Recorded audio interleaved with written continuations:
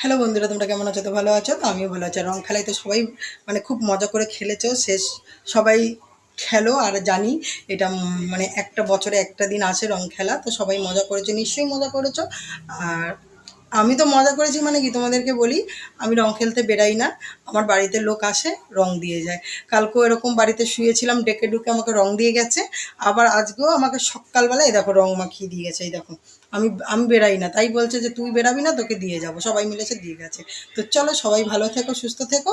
আর আমি কি রান্না করব সেটার জন্যই আজকে মানে তোমাদের দেখাতে এসেছি শর্ট ভিডিওতে। তো চলো, আমার মা বললো চালতা দিয়ে ডাল খাবে, তাই চালতার জন্য গাছ থেকে পেরে নিয়ে এলাম, এনে ডাল বসালাম। আর এই যে শাক হবে, লাউ শাক হবে, আর এঁচুড়ের তরকারি হবে।